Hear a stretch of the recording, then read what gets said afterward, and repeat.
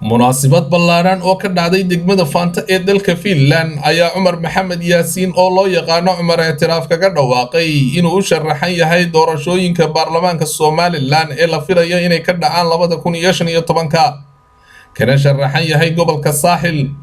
munaasabadan oo ay ka soo qayb galeen bulshada qaybaheeda kala duwan waxay aad u soo dhaweeyeen musharaxa oo dhalinyaro ah aqoontiisa iyo khibradiisa inuu kula noqdo dalkiisa hooyo sidii uga faa'iideeyo. qaar ka mid ah bulshadii halkaasi ka soo qayb gashay oo Cumar muddo badan ay ka wada noolaayeen wadankan Finland ayaa ka sheekeeyay taariikhdiisa iyo hawlkarnimadiisa waxayna yiraahdeen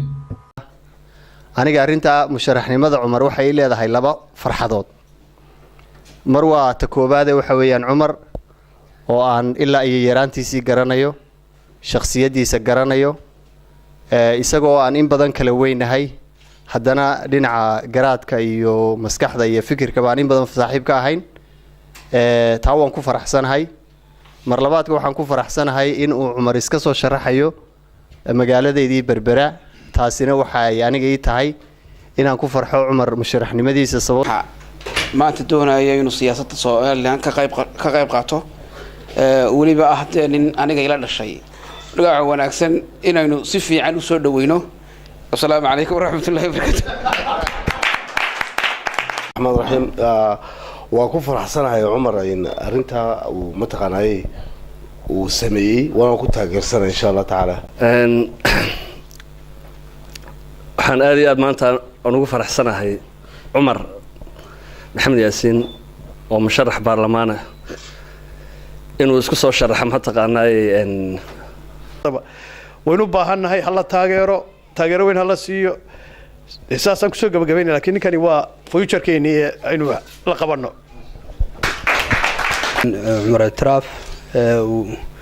kaga qayb gali doona insha Allah 2015 baarlamaanka Somaliland hankiisa siyaasadeed uu rabo inuu ka meerdhaliyo. arrinka aad baan soo dhaweynayaa xafladan musharax Cumar Ictiraaf inuu ku taageerayno ku soo bandhigay musharaxnimadiisa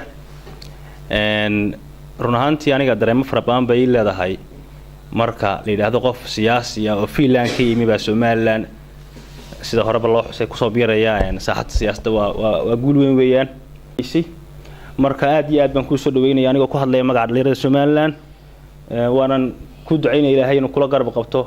campaign-kaaga oo ku soo baxday insha Allah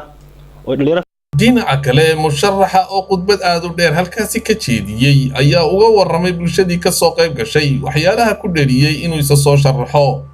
isaga oo sii cadeeyay inuu xildhibaan qura aanu rabin ee uu doonayo inuu noqdo gudoomiyaha baarlamaanka Somaliland ee xildhibaanada la soo dooran doona haddii Ilaahay yiraahdo 2015 waxaana ka sharaxanahay gobolka Saaxil waxaana dhammaan dhalinyarada ilaa min galbeed ilaa min bari isku xulufaysanana sanadkan inaanu 20 dhalinyaro helno